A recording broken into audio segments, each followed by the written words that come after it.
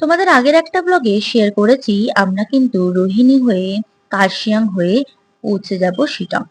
আর এই রুটে পড়ে কার্শিয়াং স্টেশন। আমরা এখন আছি কার্শিয়াং এর মেন মার্কেটে। আর এই মেন মার্কেটে ঢুকতেই আমরা সম্মুখীন হলাম একটা বড় জ্যামের সাথে। পাহাড়ি রাস্তা মানে কিন্তু তোমাকে জ্যামের সম্মুখীন একটু আধটু হতেই হবে। সংকীর্ণ রাস্তা, সেখানে প্রচুর গাড়ি ঘোড়া, তার জন্য একটু আধটু জ্যাম হয়েই থাকে। কিন্তু হ্যাঁ, এখানকার ডিসিপ্লিন আমার ওয়ান অফ দ্য বেস্ট লাগে। কার্শিয়ং স্টেশন ছাড়িয়ে আমাদের গাড়ি ছুটে চলেছে শিটং এর পথে। আর একটুখানি জ্যামে পড়লেও তারপরে এই অপূর্ব দৃশ্যর সাথে সুন্দর সুন্দর রাস্তা, আর সাথে ছিল ফুরফুরে ওয়েদার, ঠান্ডা ঠান্ডা মৃদু মৃদু হাওয়া। এ যেন এক অপূর্ব ফিলিংস। বিশ্বাস করো, যারা পাহাড় ভালোবাসো আর পাহাড়ে ঘুরতে যাও, তারা আমার এই কথাগুলোর সাথে রিলেট অবশ্যই করতে পারবে। এখনো আমাদের বহু পথ পেরোনো বাকি, তাই দাঁড়িয়ে পড়লাম একটু টি ব্রেক। যাই হোক, এবারে আবার শিটংয়ে যাওয়ার পালা। আর ওয়েদার, ও হো হো, কি যে ওয়েদার হয়েছে তোমাদেরকে কি বলবো, জাস্ট একবার দেখো। এই টি ব্রেকটা কোথায় নিয়েছিলাম, সেখানে কেমন ছিল চাটা খেতে, আর চায়ের সাথে চায় কি ছিল সেসব জানতে হলে একটা ডিটেল ভিডিও করা আছে, আমি ডেসক্রিপশনে লিংক দিয়ে দেবো, সেখান থেকে গিয়ে তোমরা চেক আউট করতে পারো।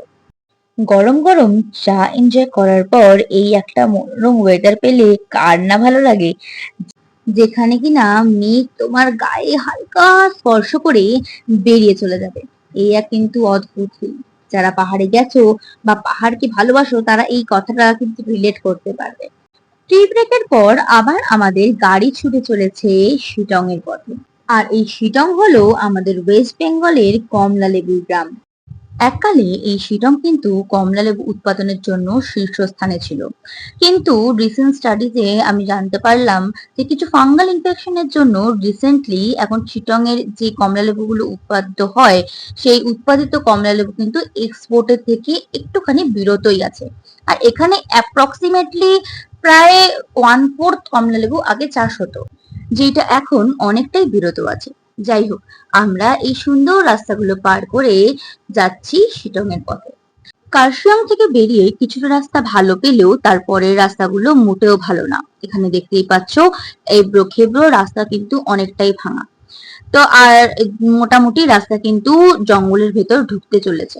আর এখানে পাহাড়ে গেলে জায়গায় জায়গায় দেখবি এরকম বেঞ্চ করা আছে। কেন জানো?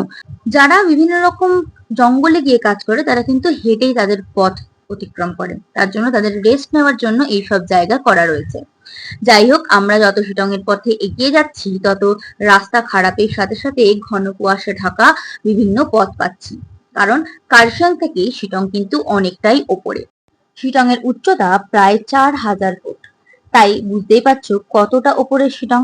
তাই এখানে কিন্তু ওয়েদারের পার্থক্যের সাথে সাথে এখানে কিন্তু আবহাওয়ারও পার্থক্য তোমরা লক্ষ্য করতে পারবে। কার্শিয়াং এ হালকা মৃদু মৃদু সুন্দর প্লেজেন্ট হাওয়া ছিল, কিন্তু শিটং এ যত উপরে উঠছি আমাদের কিন্তু ঠান্ডা বাড়ছে।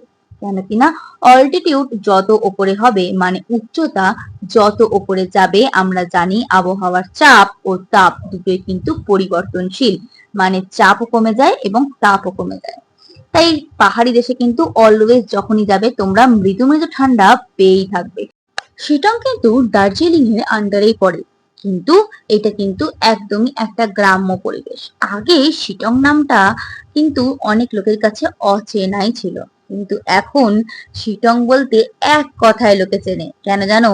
এখন শিটং কিন্তু মোস্ট পপুলার একটা জায়গা, যেখানে মানুষ চায় একটু শান্তিতে, একটু নিরিবিলিতে নিজের টাইম স্পেন্ড করার জন্য। আর এই রাস্তাগুলোর দিয়ে যখন তুমি শিটং যাবে না, বিশ্বাস করো একদমই তোমার মন ভালো হয়ে যাবে। তোমার যত দুঃখ থাক, যত কষ্ট থাক, এই রাস্তা দেখলে, এই নেচারের সাথে যখন তুমি নিজেকে কানেক্ট করতে পারবে না, বিশ্বাস করো যে অদ্ভুত একটা ফিলিং তুমি ফিল করবে, সেটা তোমার অটোমেটিক দুঃখ কষ্ট ভুলিয়ে দেবে। এমনিও কথায় আছে, দুঃখ যদি হয় মনে, তাহলে চলো পাহাড় ঘুরে আসি। যাই হোক, অনেকটা রাস্তা ফগি আর খারাপ পাওয়ার পর আবার আমরা ভালো রাস্তা পেয়ে গেছি। মানে এটা কিন্তু অলমোস্ট দাদার কথায় আমরা কিন্তু শিটং ঢুকে গেছি।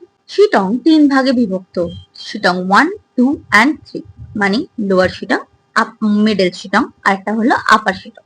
তো আমরা যখন লোয়ার শিটং এ অলমোস্ট ঢুকে গেছি, তার মানে তখন কিন্তু দেখতেই পাচ্ছ রাস্তা কিন্তু একদম মাখন হয়ে গেছে, আবার ফগ কমে গেছে, সুন্দর ওয়েদার হয়ে গেছে, আর একটু রোদ ঝলমলে আকাশ পাচ্ছি। কিন্তু হ্যাঁ, ঠান্ডা কিন্তু অবশ্যই আছে। 4000 ফুট উপরে বলে কথা, চারটিখানি নাকি? শিটং এ ঢোকা মাত্র যতটা তোমরা সুন্দর সুন্দর রাস্তা, সুন্দর সুন্দর এই পাহাড়ি রকমের ভিউ পাবে, তোমাদের কিন্তু আরেকটা কথা মাথায় রাখতে হবে, এই যে টার্নিং এর ডেপথ গুলো আছে সেগুলো কিন্তু একটুখানি হলেও বেড়ে যাবে, কারণ এখানে প্রচুর খাড়া খাড়া টার্নিং আছে। আর এই দেখো, কথা বলতে বলতে আমরা পৌঁছেও গেছি আমাদের হোমস্টে। আর সেখানে পৌঁছে দেখতে পারলাম একটা ছোট্ট করে পুকুর কাটা, সেখানে প্রচুর মাছ আছে, বুঝতে পারলাম তারা হয়তো মাছ চাষ করে। এমনিও পাহাড়ি দেশের লোকরা কিন্তু নিজের হোমস্টে বা ঘরের পাশে কিন্তু একটা বড় জায়গা জুড়ে নিজেদের জন্য কিছু সবজি, বিভিন্ন রকম আনাজপাতি যা আছে সেসব চাষ করে। বাবা